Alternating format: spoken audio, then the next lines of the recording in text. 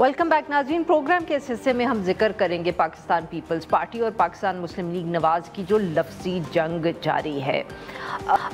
रोज़ ही कोई ना कोई स्टेटमेंट आ जाता है। सैलाब के बाद से तो जैसे दोनों जमातों ने फैसला किया हुआ है कि एक जमात की तरफ से कोई पैगाम या प्रेस कॉन्फ्रेंस आएगी तो फिर दूसरी जमात ज़रूर उसका जवाब देगी। पाकिस्तान तहरीक इंसाफ अपोजिशन की जमात है, ये तो सबको भूल ही गया है और सैलाब को लेके काफ़ी हम कह सकते हैं कि शिद्दत आ गई है जो दोनों तरफ की तनकीद है। मरियम नवाज़ साहिबा, बिलावल भुट्टो ज़रदारी साहब तक बात पहुंच गई है। मरियम नवाज़ साहिबा का जब बयान पिछले दिनों में आया जिस पे उन्होंने नाम लिए बगैर हम कह सकते हैं तनकीद की, तो पाकिस्तान पीपल्स पार्टी ने पार्लियामेंट से वॉकआउट कर दिया। नवीद कमर साहब उस दिन बोले, बहुत धीमे मिजाज के हैं बट काफ़ी गुस्से में लग रहा था। उन्होंने कहा कि हम हुकूमत को कंधा दे रहे हैं और मगर ये कोई पार्टनरशिप नहीं है, ना हमें कोई ओहदे या कुर्सियाँ चाहिए, हमें सिर्फ इज्जत चाहिए।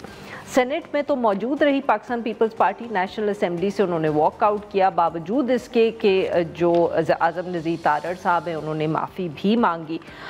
उसके बाद शर्मिला फारूकी साहिबा ने भी कहा कि ये नहीं हो सकता कि मरियम नवाज़ धमकियां दें और हम हुकूमती बेंचेस पर बैठे रहें। बयानबाजी का सिलसिला काफ़ी दिनों से जारी था जो अब बढ़ गया है। आज भी प्रेस कॉन्फ्रेंस हुई। रहनुमा जो हैं कमर जमान कायरा साहब, उन्होंने काफ़ी तफसील से गुफ्तगू की। उन्होंने भी मरियम नवाज़ साहिबा को मुखातिब करके कहा कि इस तरह नहीं होना चाहिए और अगर हम तनकीद कर रहे हैं तो ये हमारा हक है। ये इशू इतना फैल हम कहें क्यों गया है, इतनी शिद्दत क्यों आ गई है इसमें, और पाकिस्तान पीपल्स पार्टी ने इतना उनको मतलब ऑफेंसिव लगा कि they walked out from the national assembly. इस पे बात करने के लिए आज हमारे साथ मौजूद है नैयर हुसैन बुखारी साहब, सेक्रेटरी है Pakistan peoples party.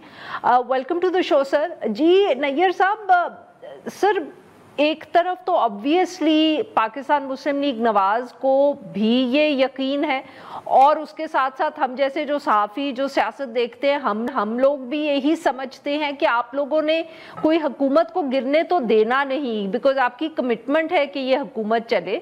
But sir इतनी शिद्दत आ गई है तनकीद में, आपने नेशनल असेंबली से भी वॉकआउट कर दिया और गालबन आज जब मुलाकात भी हुई है स्पीकर ऑफिस में वहाँ भी यही कहा गया कि अगर जब मरियम नवाज साहिबा माफ़ी नहीं मांगेंगी मामला आगे नहीं जाएगा। शुक्रिया। गुजारिश ये है कि रिस्पॉन्सिबिलिटी किसकी बनती है कि इस इताअत को कायम रखें, रिक्वायरमेंट किसकी है, ज़रूरत किसकी है।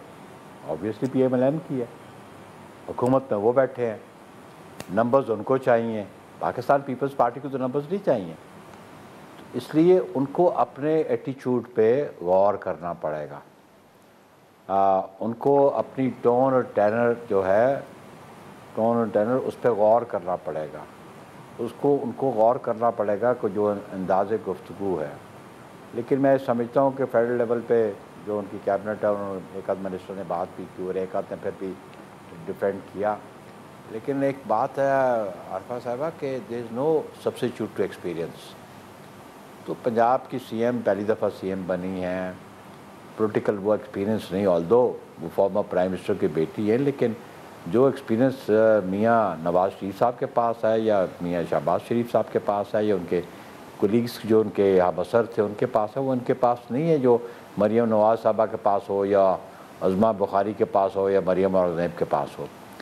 तो उनको रियलाइज़ करना चाहिए कि जो हुकूमत में होते हैं उनमें टॉलरेंस और पेशेंस होती है, और अगर वो उनका एटीट्यूड ये रहा तो फिर वो क्या समझती हैं। उनके पास 169 MNAs मौजूद है नेशनल असेंबली में हुकूमत को कायम रखने के लिए।